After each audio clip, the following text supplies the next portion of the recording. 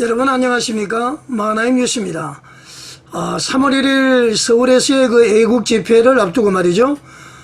우리 전한길 선생님과 그라운드시 김성원 대표님께 제가 좀 권면을 드리고자 합니다.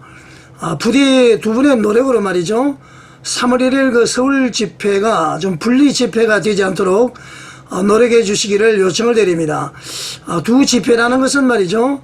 광화문의 대국본 애국 세력 그리고 세이브 코리아입니다. 여러분들도 이제 그 하나님의 자녀이기 때문에 잘 아시겠지만은 에베소서 4장 26절에서 27절을 보게 되면은 분을 내어도 죄를 짓지 말라. 해가 지도록 분을 품지 말고 마귀에게 틈을 주지 말라. 이제 그런 말씀이 있습니다.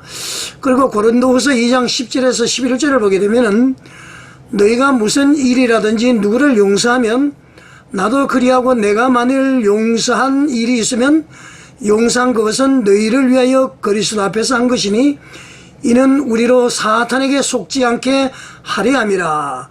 우리는 그 계책을 알지 못하는 바가 아니로라. 이런 말씀이 있습니다. 이 말씀은 말이죠. 믿는 자들은 그 삶이나 공동체 생활에서 사탄이 틈을 타지 못하게 하라. 이런 말씀으로 볼 수가 있습니다.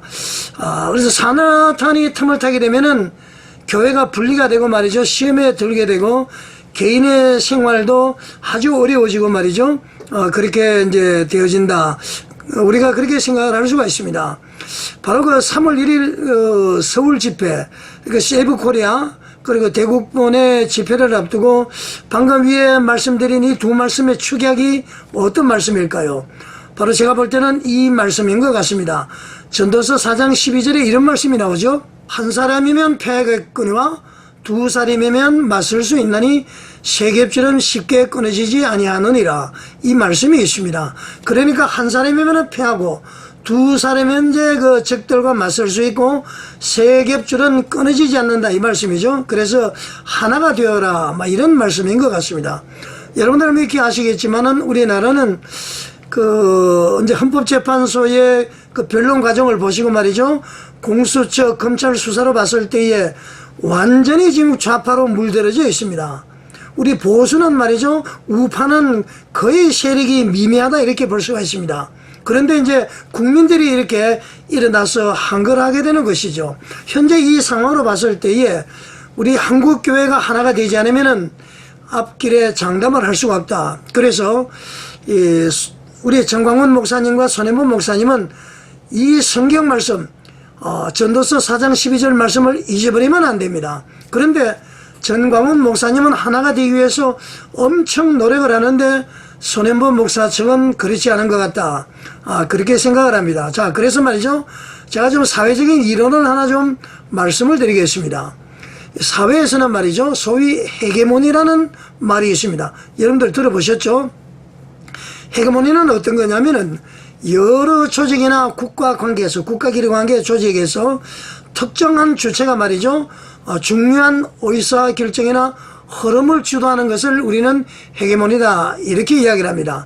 다시 정리해서 하면은 한쪽이 주도권을 잡고 다른 쪽이 이를 따르는 구도, 이걸 이제 우리가 헤게모니다 이렇게 이야기를 합니다. 그러니까 주도권을 이야기하는 것이죠. 원래 이 말은 말이죠. 이 말의 원천은 그 공산주의의 이론을 펼친 칼막스로 볼 수가 있습니다. 이 칼막스가 처음에 이 헤게모니를 주장을 할 때는 말이죠.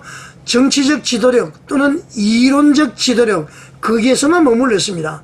그런데 칼막스의 이제 후계자라기보다도 그 이론을 이어받은 여러분들 이탈리아 그 사회주의자 공산주의자 안토니오 그람시 알죠? 이 안토니오 그람시가 말이죠. 이 헤게모니를 정치적 이론적 그런 의미 외에 사회의 모든 조직과 회사, 국가 정책, 복지 등에 다양하게 적용을 해서 말이죠. 바로 중심적으로 변화된 것이 바로 인본주의가 되어버렸습니다. 인본주의가 사회 곳곳에 침투하다 보니까 사람이 먼저다. 그러다 보니까 지금 노조도 생기고 말이죠. 곳곳마다 주체가 말이죠. 바로 사람이 되어버렸습니다. 예를 들어서 회사에서도 말이죠. 그래도 사장이 대표가 먹어도 좀 더 먹어야 되는 거 아닙니까? 그래야 재투자를 안 하니까. 근데 지금 평등, 공평을 막 주장하고 있습니다. 이것은 말이죠.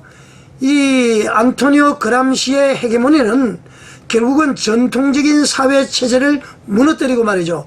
국가의 체제까지 무너뜨리는 이러한 그 현재의 상황을 가져오게 되었다. 이렇게 볼 수가 있습니다. 다시 한번 정리를 하면은 기존 체제나 형식에 대한 반항적인 사고로 볼 수가 있습니다. 자, 여러분, 이런 기조로 봤을 때에 하나님 중심주의인 우리 기독교에서 말이죠, 헤게모니가 존재해서는 됩니까 안 됩니까?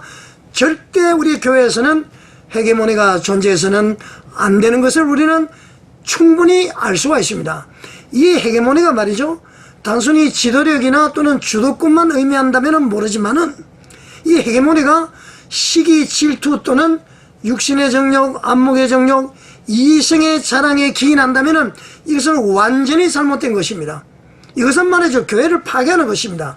교회는 당연히 하나님 중심, 말씀 중심, 하늘나라 확장을 위한 헤게모니가 되어야 된다, 그렇게 생각을 합니다.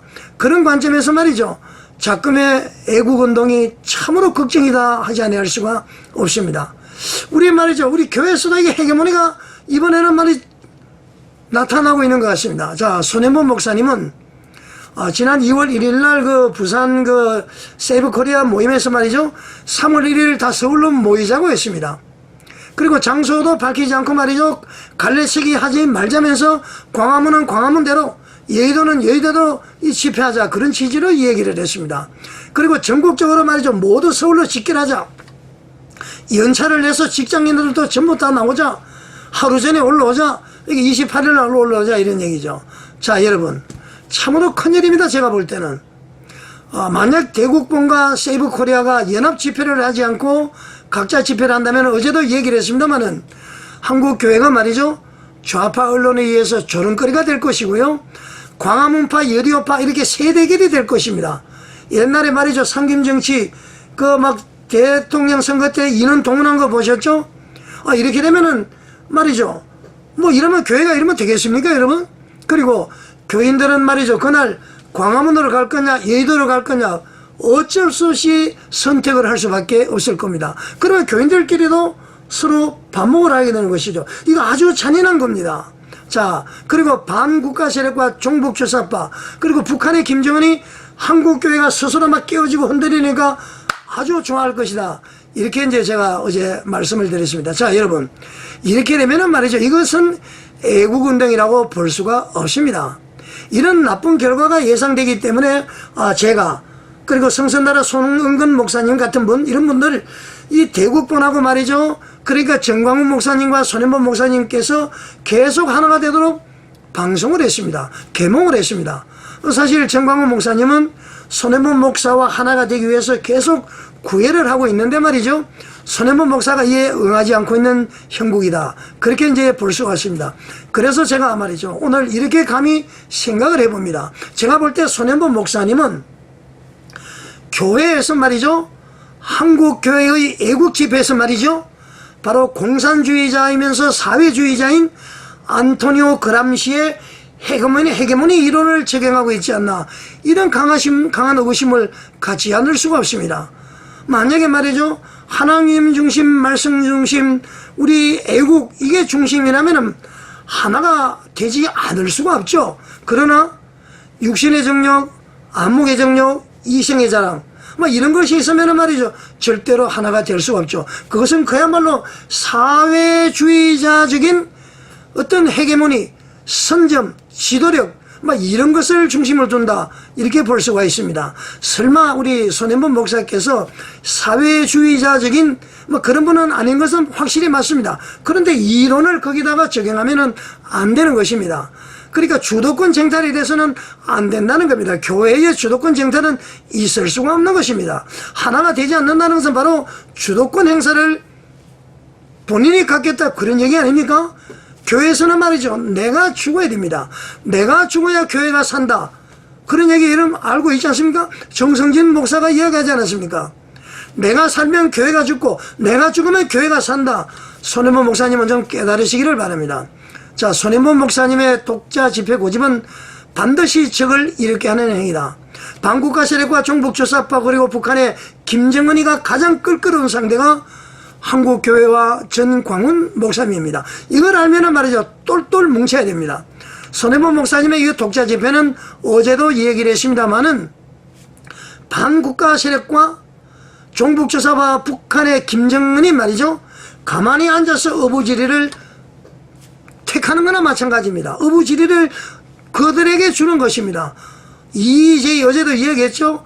오랑캐를 통해서 오랑캐를 제압한다. 지금 말이죠, 이 종북조사파 반국가 세력 김정은이의 적은 바로 손해본 목사님과 전광훈 목사님이라 볼 수 있습니다. 그러니까 그들의 적인 손해본 목사님을 통해서 전광훈 목사님을 제압하는 그런 겁니다. 우리나라에도 지금 말이죠, 기독교 방송이라고 할 수 있는 CBS, 각종 언론, 그리고 좌파단체, 민주당, 손해본 목사님, 전광훈 목사님 지금 전부 고소고발하고 이런 건 아닙니까? 전한길 선생님도 고발이 되어 있고, 그라운드시 김성훈 대표도 고발이 되어 있고 말이죠. 이런 상황입니다. 이럴 때 우리가 한국교회가 하나가 안 되면은 어떻게 하겠습니까? 손해본 목사님은 역사의 죄인이 되지 마십시오. 마지막으로 부탁을 드립니다. 하나님께 반역하지 마시라, 이런 얘기입니다. 우리 전한길 선생님과 그라운드시 김성훈 대표님께서는 말이죠, 부디 서울 집회만큼은 연합 집회가 되도록 해야 됩니다. 지방에서는 말이죠, 중복이 되지 않는 범위에서는 어디서든지 집회를 해도 됩니다만은 3월 1일 날 서울에서는 연합 집회가 반드시 되어야 됩니다. 우리 전한길 선생님 그리고 그라운드시의 김성원 대표님 두 분의 힘과 지혜와 마음은 말이죠, 충분히 연합 집회가 성사될 수 있도록 여러분들은 하실 수 있다. 저는 그렇게 확신을 합니다.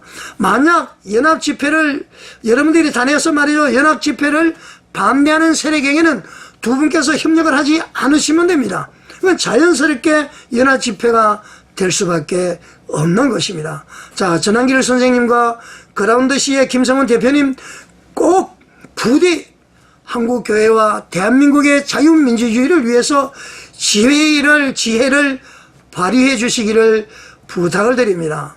자, 여러분들 생각은 어떻습니까? 시청해 주셔서 감사드립니다.